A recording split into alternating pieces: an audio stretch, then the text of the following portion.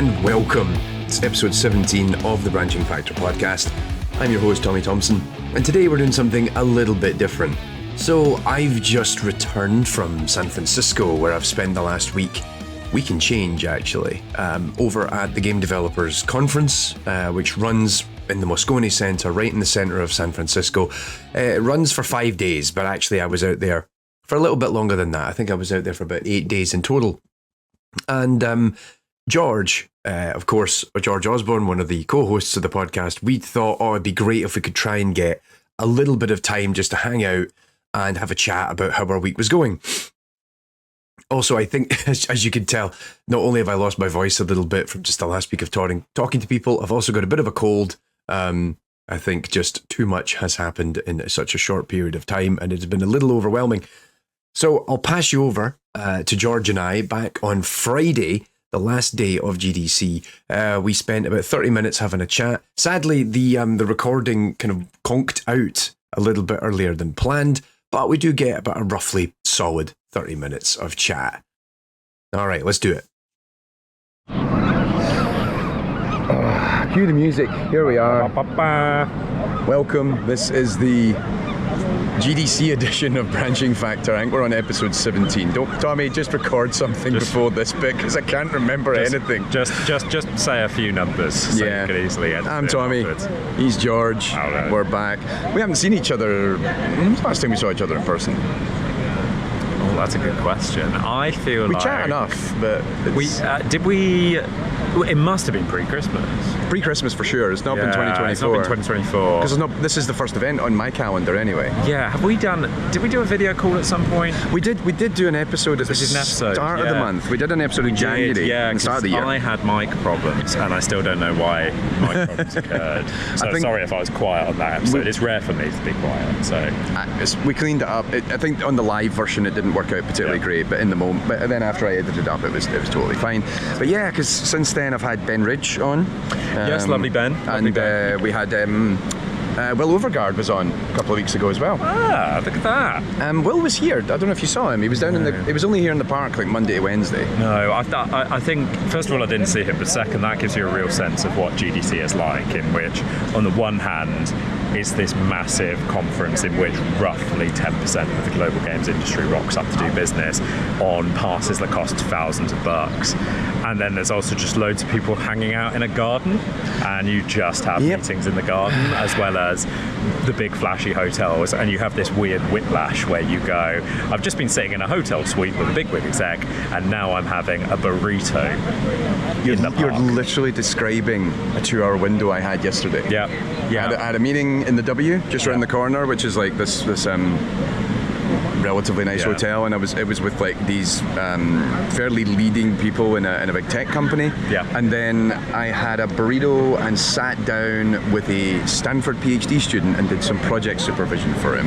Yeah. Because like my time here is so varied. I guess we'll get into the week of this, but also like if we're talking about the park related thing, go and check out the post-mortem of GDC that I've been recording all throughout the week. It should be on the AI and Games Plus YouTube channel after we record this, because I don't know when I'm going to get around to editing all this stuff. I need to go and sleep for like a month. But yeah, I talk a lot about the real culture that actually exists at GDC isn't really on the expo floor, it's in the Yerba Buena Gardens, which if you're watching this in the video, we'll quickly turn and you'll actually see it's right, that's at the top of the fountain, and the actual park is down beneath us. Yeah. So we're avoiding a lot of the noise by being up here. It's actually like relatively quiet.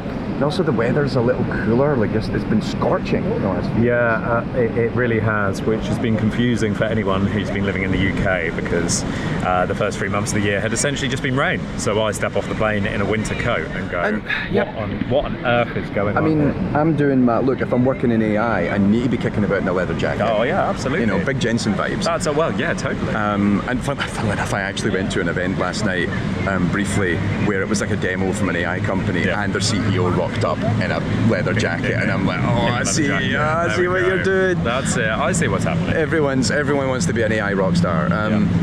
But yeah, so this is us, day 5. This is literally the first time we've seen each other. Yeah. Despite the fact you got here on Friday. Yes. I got here on Saturday. Yes. We both started working on Sunday. Yeah. Were you working Saturday as well? So I wasn't working Saturday. What I did on Saturday was I went to an Irish pub at 8 in the morning to go and watch Luton Town versus Nottingham Forest. Which one? So it's one called Kesar, which is like out on the it's towards the edge of San Francisco. So right, I've not been there. Yeah, so Did you have to shop around to find them? Well, no. So I have friends who live in San Francisco in the Marina District. Oh, okay. And so, this is one of the things, is that the San Francisco downtown is an interesting place. Yes. I think that's a way to put it. I think you can really see the chasm of inequality in the US, in which you're walking down a street and you can see people who are clearly having a very tough time amongst the homeless population. And then a robot car drives past. Yeah, so God, yes, they actually have got the AI taxis here. Indeed they do, of which my friend who I was staying with said he once had a go-in when a few drinks in and got told off by one of the remote operators for turning on the windscreen wipers because they were worried the car couldn't see properly. That's what happens when you drink an AI drive.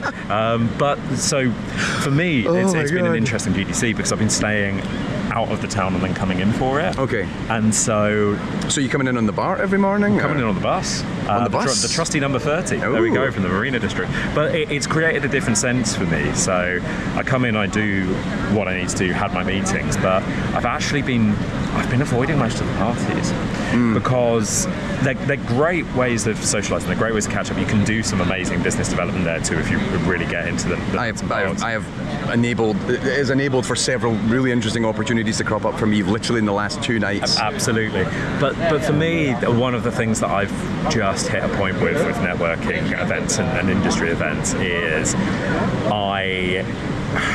I just like the discipline of being like, okay, I'm going to fill my day with stuff, meeting and then go home. Mm-hmm. So there are people being like, so which parties did you go to this week? And I'm going, I might have been in bed by 10 each night. Oh, I got to bed at 10 o'clock on Wednesday. Yeah. Because I went to the Game Developer Choice Awards and the IGF. Yeah. And it finishes pretty early actually, because it starts at like 6:30 I think it actually starts at 6:30. It wraps up at like 9. Yeah. And in my hotel I got a solid 8.5 hours sleep, which I've been really struggling with jet lag. I keep waking up at 5 in the morning. Yeah. Oh God, I could have punched God. I felt invincible. Yeah, absolutely. And so, but the thing is, I do know that by not going to the parties, I'm probably missing some opportunities. But it's that trade-off between, and it's a hard one. It's a completely personal thing about what you do in terms of your meetings, in terms of being as fresh as you can on the day by getting more sleep, getting more downtime, versus missing out on those potential impromptu opportunities, or we were discussing this beforehand, and you were saying you almost had like a meeting that then gets reinforced by bumping into someone at the party and talking to them about something. We literally I had a meeting with a company, a very big AAA studio, on yesterday afternoon, but we bumped into each other prior to that at a party that I attended for all of 30-40 minutes on Tuesday night, and they were like, hey, we were kind of thinking of talking to you about these topics. Yeah. Are these things that are of relevance? Are these things that you could potentially help us out with? And I said, well, let me tell you a little bit about some of the stuff I've been doing with some companies just recently. Yeah. And they said, oh, this is fantastic, because we actually have a big strategy meeting. Everyone's coming off the expo floor to go into a big strategy meeting on Wednesday. This is going to help us. And so funnily enough, the conversation had actually evolved and it escalated to a certain point on the Thursday, that going from could we do this to this looks like it will happen which was really exciting. So that is useful, but also, like you say, like I think if you watch the video post-mortem thing that I'm going to do, you're going to notice my gradual decay. My face is puffy, I am deep, I keep drinking so much water, but I'm quite dehydrated. I've got crow's feet, I look like an absolute wreck. You're looking great by comparison. I mean, I think getting in on the Friday helped. I think the whole process, and I think actually just having that more healthy separation of not having somewhere that I can just walk back to in 5 minutes actually forces me to think about, okay, it's going to take me minimum 20 minutes, maybe 40 minutes to get back. Therefore, it forced me to pace myself a bit, which I think is useful. But like I say, I've missed some of those opportunities because, and I think it'll be interesting as well. I'll make sure I watch your post-mortem as well. But one of the things about events like this, and a lot of the people I speak to are people who are out of the industry, and they go, these events feel quite different to other conferences in other sectors. Why is that? And I'm going, well, I think the games industry is so often, first of all, it's kind of heads up, heads down. You're either heads up looking for the horizon and you need to find stuff which forces you out, or you're heads down and you're working on things, which means you're never here. And the vast majority of the industry, like 99.9% of the games industry, never come to GDC. Absolutely. But if you're in that heads up thing, you're out here looking for stuff. So that means that these events are crucial because, and this is the other element to it, is even before the remote work wave came in, and I know we're having all this whole discussion about return to work and this, that and the other, but even before that, the industry's so distributed in comparison to other creative industries that what you don't have is incidental networking on like a day-to-day basis in anything like the same way. So the example I'm thinking about is if you think about film and TV, and I think especially film, people just go to LA, right? Because the industry's constantly active there all year round. So if you're looking to pitch projects, there's always people in town, there's always people to meet. And you'll go to, a film festival, like you'll go to Venice or whatever once a year. But actually, you don't need to be out there doing business in the same way the games industry does, because you have all of those more regular incidental touch points. And whereas here, it's almost like essay cram, right? You cram all your networking into one thing. So, so what you're talking about that sense of you've got business meetings, but also the company knows we've got everyone in town, so we'll do our strategy day. Yeah, so like I scheduled several. I think I scheduled about a dozen meetings before I got here, and then the number of meetings that have emerged from a literal crossing of the street at the Moscone, like going from the north side entrance to the south side entrance, and somebody seeing me as I cross the road, we stop, we shake hands, and they go, "Do you have the app?" And I'm like, "Yes." And I will message you on the app, because there's a big conference app that you can sign into and you can exchange messages and book meetings. And they're like, "Right, great." And then 20 minutes later, I got a text message from them. And then I got another meeting. I had a meeting, literally the one I had before I came here, was because someone else had a meeting with me, and then they had a meeting with this person, and they said, "Do you know Tommy Thompson from AI Games is here?" And I'm like, "What?" So then they messaged me, and so. I think it's difficult to constrain and it's difficult to manage, and I think you're then in this situation of, like you say, we're heads up above the parapet, we're trying to find work. So you've got to look at all these situations and say, is this worth an investment of my time? And some of them have not been, and I haven't responded. I'm sorry, I didn't respond to your thing, because I looked at it and went, like, there's other things I could spend that 30-minute window on. But even then, sometimes, and it's also not even just a case of, and we've talked about this before, about making your way into the industry, it's not like I'm being ruthless and cutthroat, like, "Yo, have you guys got money?" Like, no, then I'm not talking to you. It's more, hey, this company would like to at least have an introduction and put me in a room with other people and just have a conversation for 20 minutes. And that greases the wheels. That can turn into a thing a year from now, it can turn into a thing 2 years from now. In fact, literally the big AAA studio that I'm talking about, and I'm not naming names because there's no contract signed or anything else yet, that was a conversation that started at GDC last year, and we have been had this ongoing chat, and then then when I saw them, they're like, "Okay, we actually have something that we think you are very well equipped to help us with. Let's start talking specifics. Let's start talking numbers." Completely. And I think as well, on that point about being cutthroat, even though we're here to meet people, we're here to find interesting connections, we're willing to have the meeting where you have a nice chat and maybe something else comes off it later in the day, and it takes 6 months, a year or whatever to build. But by the same token, a trip to GDC, if you are not, even with an expo pass, and even with me staying with friends, it's north of £1,000, right? And it's probably close to £1,500. It cost me £1,400 just to get here and stay here. And also, I think really important caveat for that, I know when GDC happens before almost anyone, because I am a summit advisor. I'm technically a member of staff, even though I'm not actually paid by Informa. I'm essentially a volunteer who gets bonuses. And I know when the event's happening before anyone else, so I booked my flights in May. I booked my hotel in September. Yeah. And then actually I changed my hotel like a couple of months later, so I probably could have saved even more money. And also I downgraded my hotel. Like last year, like one of the things that we get is there's a conference booking system. So actually, let's just quickly turn the camera around. You're going to see there's an awful lot of very big buildings behind us, and most of them are hotels. Now the thing that nobody actually talks about is when GDC is booked, in order to actually use the Moscone Centre, there is a requirement of how many hotels they can guarantee are going to be booked up and filled.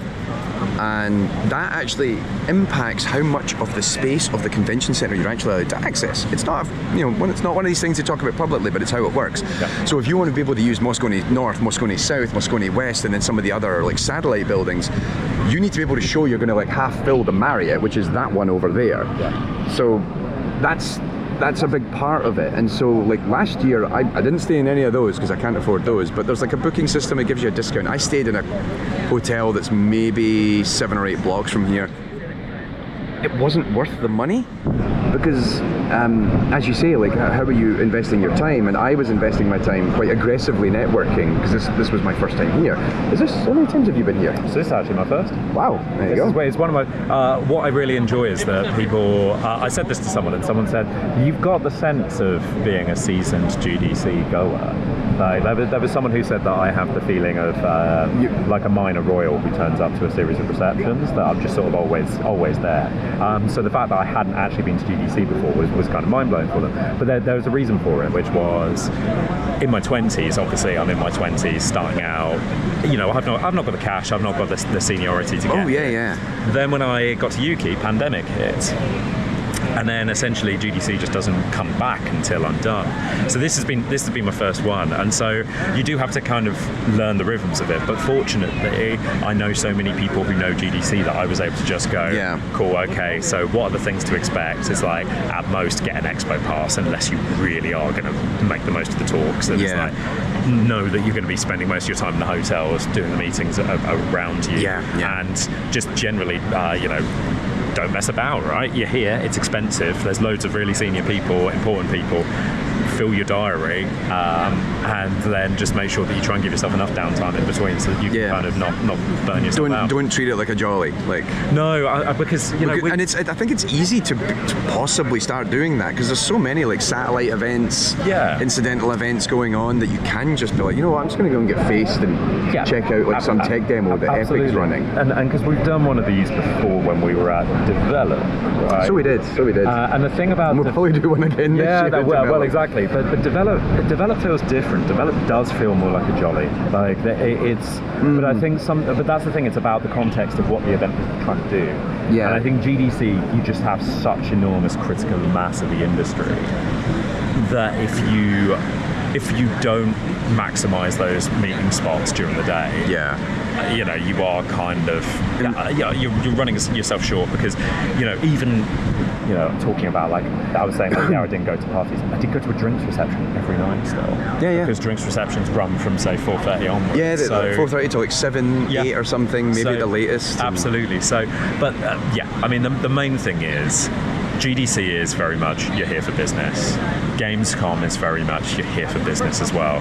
And then with the other industry events, there is more space for that kind of community aspect where you're running the London Dev Conference next month, but that's like partnered with WASD. So that's like there is actually more of a trade. It's not a trade event, but it's more of a public showing of a lot of indie games. But there is going to be business happening. Yeah, completely. And that there is business. Well, I participated in the London Finance Festival at the event last year. Then you're also running a developer conference, which then begins to have like those intersections. So completely, absolutely. And so, but I think there's always that thing about do you leave yourself a bit of time and do take a few opportunities for social events because you never know what's going to come out of it. But actually, for something like this, you're probably spending too much money to go, you know what, I'm just going to leave myself 5 hours in the middle of the day to do nothing. Yeah. I had to write the newsletter this week in between meetings. Yeah, so I pre-gamed. I wrote the Iron Games newsletter before I went out, and I actually wrote in it I'll give you an update on GDC when I get back. I read yours. I read the video game industry memo on Thursday morning, and I'm like, Jesus Christ, George, you wrote this while you were here. Right, absolutely. I mean, so I managed to basically top and tail with some work on Sunday. And then everything else, it was genuinely finding 20, 25-minute windows. And then I left myself one 90-minute window on Wednesday to basically go upload, get this sorted. But even then, it's like, there's loads I missed because there's so many things that were announced, and I had to get everything ready. I had to do stuff at the beginning of the week. So there were absolutely loads of announcements, like a Meta publishing Prototype Fund, the Lego Fortnite stuff, where it was just like... I was going to say, one of those two, I don't know what you're talking about. Yeah, absolutely. Because we're also in different spaces, and we're doing different things. I guess what's the give us like the 60 to 90 second wrap up. What's the big things you've been hearing about? What's 60 the big to 90 seconds? I'm literally looking at my watch there and going, right, 60 to 90 seconds. Right. 3, 2, 1, go. So I would say the first thing is, I think the industry is really understanding that allowing toxic communities to exist is no longer viable.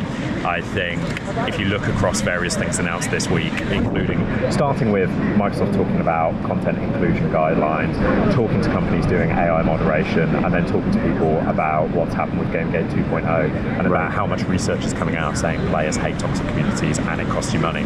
People are having to adapt to it, one, for commercial reality, but two, for politics. There's a whole load of law coming in this year that's going to say if illegal stuff happens in your game in terms of user-to-user communication, you're responsible for it. So I think that's changing. Number two, I thought on the AI side of things, I saw the GDC developer survey at the beginning of the conference. I thought the generative AI stuff showed a really interesting divide between business and developers. I've got to follow up on that for sure. I've got a very strong sense of why this is. I think it goes back to what we talked about on the newsletter, in which developers are very focused on how it fits into the workflow. It's complicated, it's tricky, so they're very cautious about it. Whereas business development professionals are using ChatGPT to write emails, right? Yep. They're not thinking about it in that way of going how this could diminish your returns, so I think that's there. And then the third thing, and I'm going to probably go slightly over here, games media is dead, long live games media. So, I've heard here the trade press is really struggling. I've seen stories about the consumer press on the decline. Kotaku, their editor-in-chief left this week. Yeah, I just saw that, But everyone is talking about newsletters, everyone is talking about podcasts, everyone is talking about data and information and the desire to get it and the desire to fund and support it. So games media is surviving, it's just changing.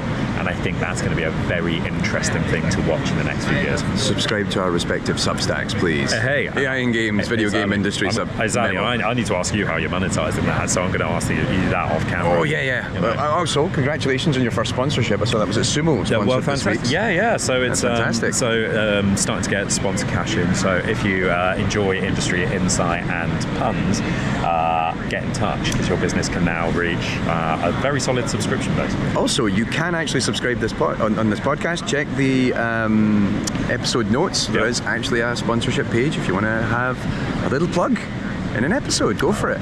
Anyway, I'm going to try and do a roughly 90 seconds of where I've been, because most of the first 2 days I was at the AI Summit and then it's been a lot of meetings. Okay, 5, 4, 3, 2, 1, go. The sector right now is very much increasingly conscious of the need to be aware of what's happening with generative AI technologies, but they are also seeing it as an incredibly risky proposition, both financially, technologically, ethically, and legally. And so this is something that is going to have a big impact down the line. However, it is not changing at the end of the day what's really happening in AI. The vast majority of AI that we are seeing getting talked about and discussed in these big talks is mostly good old-fashioned game AI that has been around for 20, 30 years, because at the end of the day, that's the thing that's still going to help you ship your project. That's the thing you need if you want enemies and encounter design, all that sort of stuff. So that's been a big part of it. The second thing is that there's companies looking into how they can actually use generative AI. They've actually Keywords went away and made an entire game using only generative AI tools, and they did it in 6 months. They're never releasing it because they're aware of the ethical and legal concerns of ever trying to do it, but they were also aware they wanted to try it because they wanted to be able to see how this changes the pipeline. This is the conversation I'm having everywhere. Everyone is coming to talk to me because I'm in this weird intersection where I get to talk to everyone and it's my business to talk to everyone. No one is wanting to push forward forward. No one is wanting to be the company that goes forward and be the first one to do generative AI right now. It's a chicken and egg problem. Until we start seeing games that actually utilize the technology in interesting ways, no one else is really willing to invest, but no one is willing to go forward and do that because of the risk. And we know that AI, like game development, is generally a very risky proposition. The situation is not moving. Then when you add into it Steam's recent changes to the guidelines, and of course the handful of people that are aware, the AI Act was approved in the European Union, and that means that so many generative AI tools critically might not exist in Europe in 18 months' time, and that means they're not going to be viable as a game production tool. Yeah. That's good. There's a whole bunch of other stuff, but that's the kind of summary of it. I've had so many meetings with people who are in much bigger companies than I am, who are very much involved in actually driving the change in technology, and they're asking me, what are you seeing?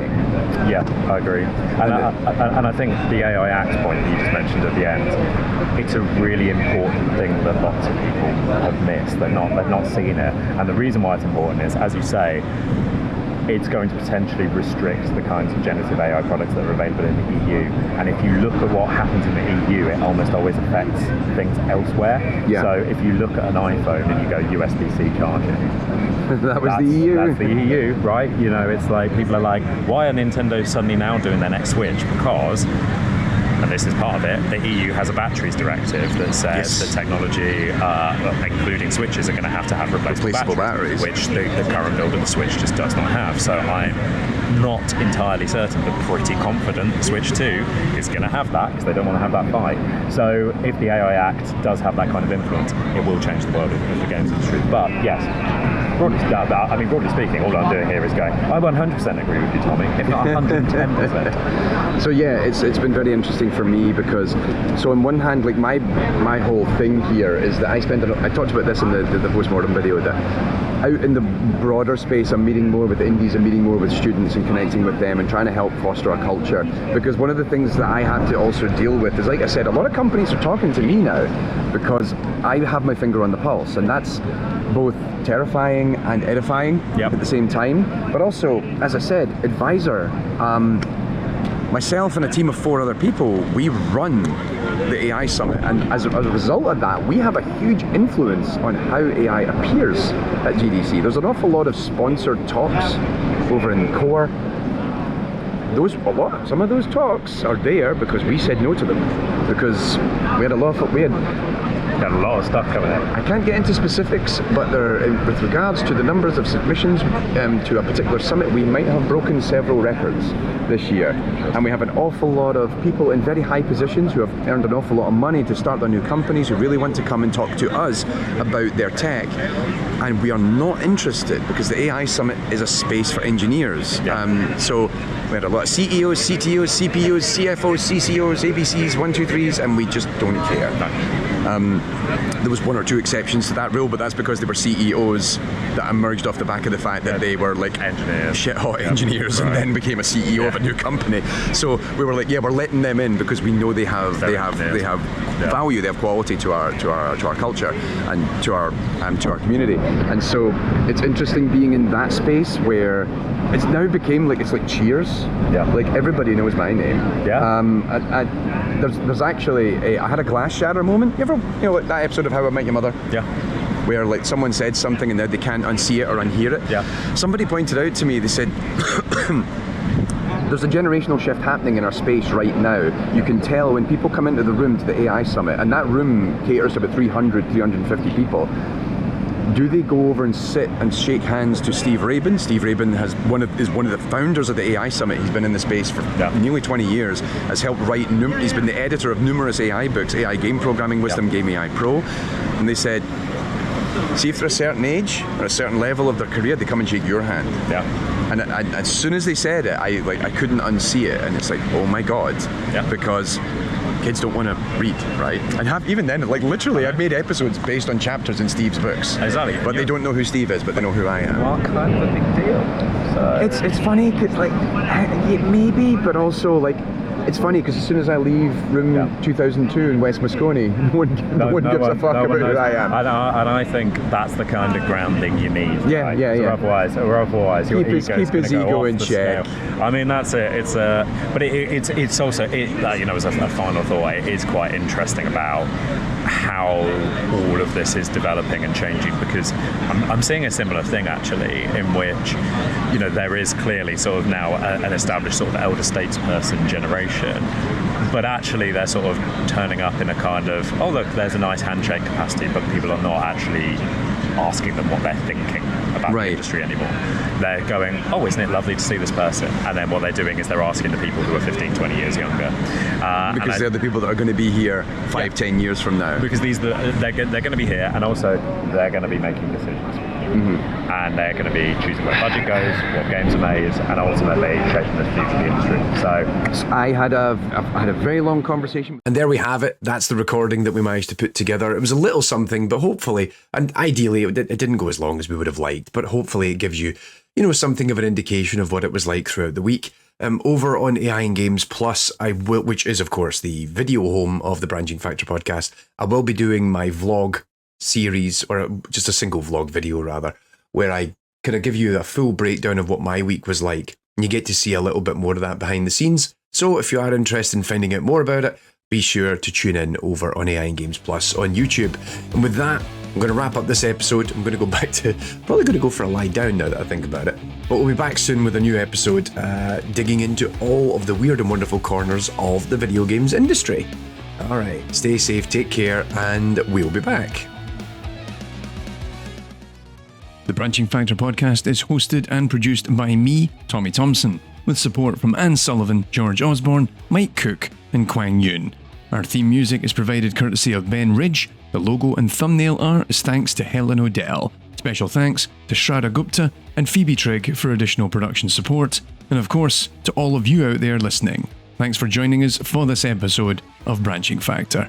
Wherever you are in the world, be sure to stay safe, have fun, and we'll be back.